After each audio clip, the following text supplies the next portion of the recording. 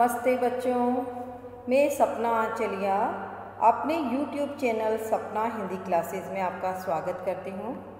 आज हम अंतरा पाठ्य पुस्तिका का पद्य से पाठ 2 शुरू करने जा रहे हैं। सूरदास। सबसे पहले मैं सूरदास जी का जीवन और उनका साहित्य परिचय पढ़कर बताऊंगी। सूरदास का जन्म रुनकता या रेणुका क्षेत्र जिला आगरा उत्तर प्रदेश में माना जाता है। कुछ विद्वानों ने दिल्ली के निकट सिही ग्राम को उनका जन्म स्थान माना है। सूरदास मथुरा और वृंदावन के बीच गऊ घाट पर रहते थे।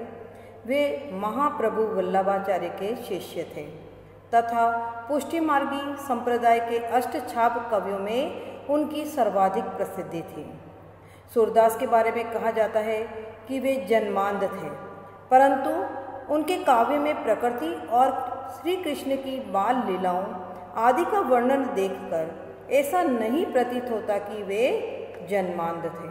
सूरदास सगुणोपासक कृष्ण भक्त कवि हैं।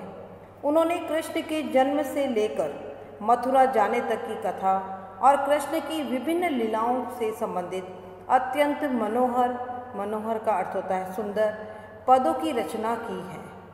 श्री कृष्ण की बाल लीलाओं का वर्णन अपनी सहजता, मनोवैज्ञानिकता और स्वाभाविकता के कारण अद्वितीय हैं। वे मुख्यतः वात्सल्य और श्रृंगार के कवि हैं। सुर का अलंकार विधान उनके शब्द चित्र उपस्थित करने एवं प्रसंगों की वास्तविक अनुभूति कराने की पूर्ण क्षमता है। सूर ने अपने काव्य में अन्य अनेक अलंकारों के साथ उपमा, उत्प्रेक्षा और रूपक का कुशल प्रयोग किया है। सूर की भाषा ब्रज भाषा है। साधारण बोलचाल की भाषा को परिष्कृत कर उन्होंने उसे साहित्यिक रूप प्रदान किया है। उनके काव्य में ब्रज भाषा का स्वाभाविक, सजीव और भावानुकूल प्रयोग हुआ है। सूर के सभी पद गेय हैं। गेय का अर्थ होता है गाए गए हैं और वे किसी न किसी राग से संबंधित हैं। उनके पदों में काव्य और संगीत का अपूर्व संगम है, इसीलिए सूर सागर को राग सागर भी कहा जाता है। सूर सारावली और साहित्य लहरी सूरदास की अन्य प्रमुख काव्य कृतियाँ हैं। सूरदास की काव्य कृतियाँ कौन कौन सी है? सूर सागर, सूर सारावली और साहित्य लहरी। पाठ्यपुस्तक में उनके 2 पद संकलित किए गए हैं। पहले पद में कृष्ण की बाल लीला का वर्णन है। खेल में हार जाने पर कृष्ण अपनी हार को स्वीकार नहीं करना चाहते। यहाँ बाल मनोविज्ञान का सूक्ष्म चित्रण देखा जा सकता है। दूसरे पद में गोपियाँ आपस में अपनी सखियों से कृष्ण की मुरली के प्रति जो रोष प्रकट कर रही है, रोष का अर्थ होता है क्रोध, उससे कृष्ण के प्रति उनका प्रेम ही प्रकट होता है। मुरली कृष्ण के नज़दीक ही नहीं, वो जैसा चाहती है कृष्ण से वैसा ही करवाती है। इस तरह एक तो वह उनकी आत्मीय बन बैठी है और दूसरे वह गोपियों को कृष्ण का कोपभाजन भी बनवाती है।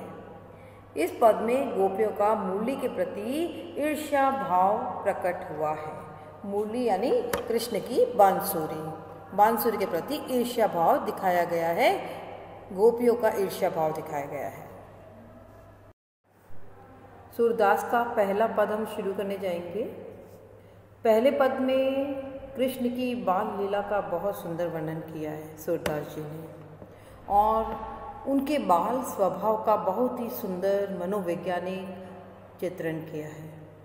इस पद में बताया गया है कि श्री कृष्ण अपने मित्रों के साथ खेल रहे हैं और खेल में वे हार जाते हैं और श्री दामा जीत जाता है। अब दाव लेने की बारी श्री दामा की है, किंतु कृष्ण उन्हें दाव नहीं देना चाहते और गुस्सा करने लगते हैं। कृष्ण किसी भी तरह से अपनी हार स्वीकार ही नहीं करना चाहते। उस समय दूसरे ग्वाल बाल उन्हें बहुत समझाते हैं। उस समय कृष्ण और उनके मित्रों में जो बातचीत हो रही है उसे बहुत सुंदर ढंग से सूरदास जी ने यहाँ पर वर्णन किया है। अब हम इस पद का भावार्थ करेंगे। खेलन में को काको गुसैया हरि हारे जीते श्री दामा, बरबस ही कत करत रिसैया। देखिए, काको का अर्थ होता है किसका, गुसैया का अर्थ होता है स्वामी या गोस्वामी, हरि का अर्थ होता है कृष्ण, बरबस का अर्थ होता है जबरदस्ती ही, कत का अर्थ होता है क्यों, करत का अर्थ है करते हो, रिसैया का अर्थ होता है गुस्सा। देखिए, जब कृष्ण खेल में हार जाते हैं और श्री दामा को दाव नहीं देते हैं, तब ग्वाल बाल ने कृष्ण को कहा, खेल में कोई किसी का स्वामी नहीं होता और ना कोई किसी का दास होता है, सभी समान होते हैं। कृष्ण, तुम हार गए हो और श्री दामा जीत गया है, तुम जबरदस्ती ही गुस्सा क्यों कर रहे हो। जाति पाति हम ते बड़ नाही, नाही बसत तुम्हारी छैया, अति अधिकार जनावत याते जाते, अधिक तुम्हारे गैया। हम ते का अर्थ होता है हमसे, बड़ का अर्थ बड़ा, नाही का अर्थ होता है नहीं, बसत का अर्थ होता है रहना, छैया का अर्थ होता है शरण या अधीन, अति अधिकार जनावत अर्थात अत्यधिक रोब दिखाना, याते जाते का अर्थ है इस कारण, गैया का अर्थ होता है गाय। देखिए, यहाँ पर बाल गोपाल जो है वे कृष्ण को समझाते हुए कह रहे हैं, जाति पाति में तुम हमसे बड़े नहीं हो, ना ही बसत तुम्हारी छैया, है ना, और ना ही हम तुम्हारे अधीन हैं, तुम्हारे आश्रय में हम पल नहीं रहे हैं। फिर देखिए आगे, अति अधिकार जनावत याते जाते, अधिक तुम्हारे गैया। फिर गोपाल कह रहे हैं कृष्ण को, क्या तुम इसलिए अपना इतना अधिकार जता रहे हो हम पर कि तुम्हारे पास हमसे अधिक गाय हैं, तुम्हारे पास हमसे अधिक गाय हैं इसलिए तुम इतना अधिकार हम पर जता रहे हो, तो तुम्हारा ऐसा करना अनुचित है। यदि तुम इस कारण अपना अधिकार हम पर जता रहे हो तो तुम्हारा ऐसा व्यवहार अनुचित है।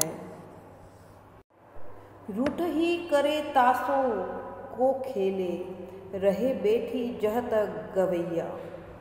सूरदास प्रभु खेलियोई चाहत, खेलियोई का अर्थ होता है खेलना, चाहत दाऊ दियो करी नंद दुहैया। दाऊ का अर्थ होता है दाव, दुहैया का अर्थ होता है सौगंध या कसम। रूठ ही करे, रूठ ही करे का अर्थ होता है नाराज होकर। तासों का अर्थ होता है उससे, को का अर्थ होता है कौन, गवैया का अर्थ होता है ग्वाले, जहाँ तक का अर्थ होता है जहाँ तहाँ, है ना, यानी इधर उधर।